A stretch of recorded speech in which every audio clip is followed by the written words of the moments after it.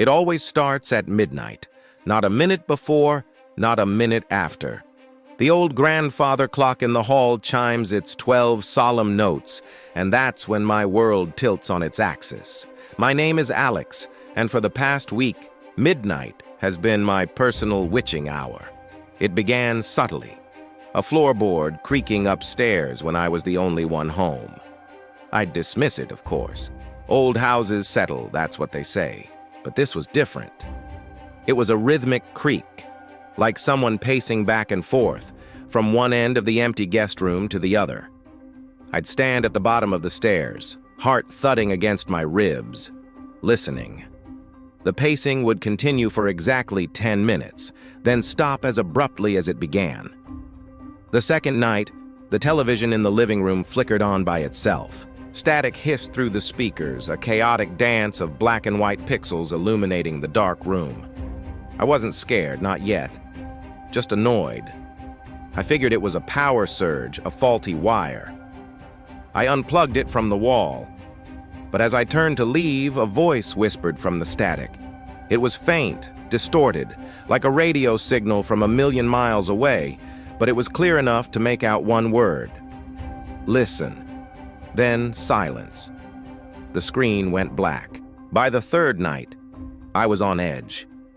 I sat in the kitchen, nursing a cold cup of tea, my eyes fixed on the clock.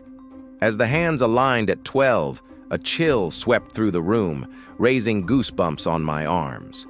The scent of rain-soaked earth filled my nostrils, even though the sky outside was clear and star-dusted. Then I heard it, a soft tapping. It wasn't at the door or a window. It was coming from inside the walls. Tap, tap, tap. A frantic, desperate rhythm that seemed to crawl along the plaster circling the room. I pressed my ear against the wall, my breath held tight in my chest. The tapping grew louder, more insistent, right where my head was. I recoiled as if I'd been burned, my mind racing.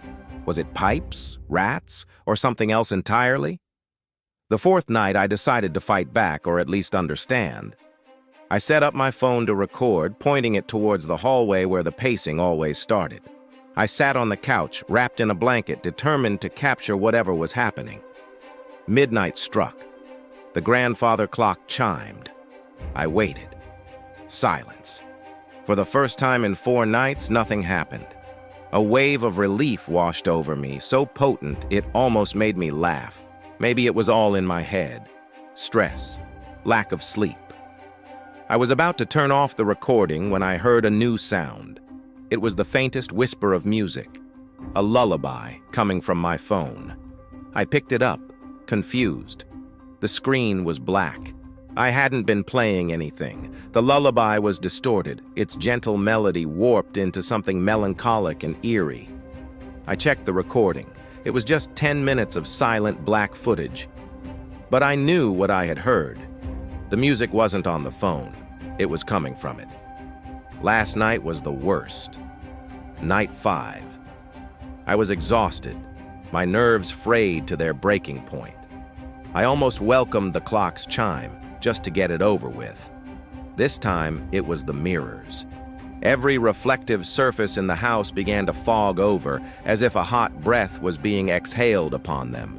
The bathroom mirror, the glass on the picture frames, even the dark screen of the unplugged television. I stood before the large mirror in the hallway, watching my own reflection slowly disappear behind a milky white veil. My heart hammered against my ribs. Hesitantly, I reached out and wiped a small circle clean with my sleeve. My own face stared back, wide-eyed and pale. But for a split second, just a flicker in my peripheral vision, I saw another face behind my own. It was pale, with dark, hollow eyes and a mouth open in a silent scream. I stumbled back, gasping, my hand flying to my mouth. When I looked again, it was gone. Only my own terrified reflection remained. Tonight is the 6th night. I'm not sure I can handle another. The phenomena are escalating, getting closer, more personal. It's no longer just sounds and smells. It's interacting with my things, showing me things. I've barricaded myself in my bedroom. I've covered the mirror with a sheet.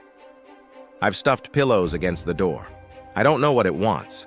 I don't know what will happen when the clock strikes 12. It's 11:58 now. The house is deathly quiet. Even the usual groans and creaks of the old wood are absent. It's a holding its breath kind of silence. My own breathing sounds like a hurricane in my ears. I'm staring at my watch, the second hand sweeping with agonizing slowness. 11:59. A single, soft knock echoes from my bedroom door. Not the frantic tapping from inside the walls, but a polite, deliberate knock. My blood turns to ice. I know, without a doubt, that no one else is in this house. I stay silent, motionless, praying it will go away. Another knock, a little louder this time. I squeeze my eyes shut. Don't answer, don't make a sound. The grandfather clock begins its chime. 1, 2, the knocking stops. 3, 4. I can hear my own heartbeat in my throat. 5, 6.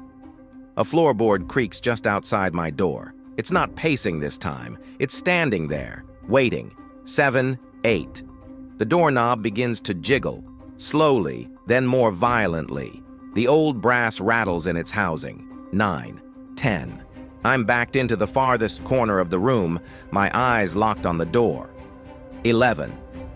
The jiggling stops.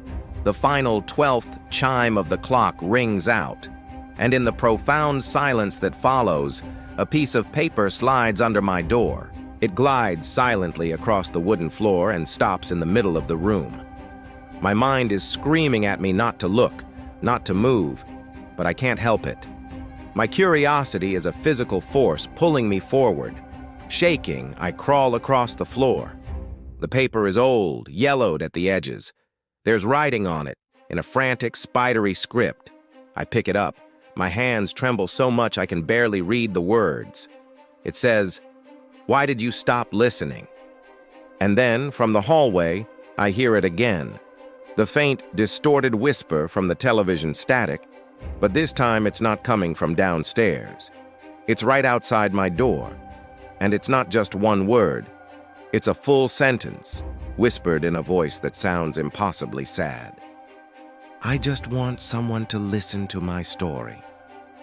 The voice is that of a child. All at once, the fear that has been choking me for a week transforms into a deep, aching sorrow. This isn't a monster. It's a memory, a lost soul, trapped in the loop of its own final moments. Slowly, I rise to my feet. I walk to the door, my hand hovering over the barricade of pillows. I don't know what happens next. I don't know if opening this door is the right thing to do. But I know I can't spend another night in fear. I have to listen. Thank you for watching.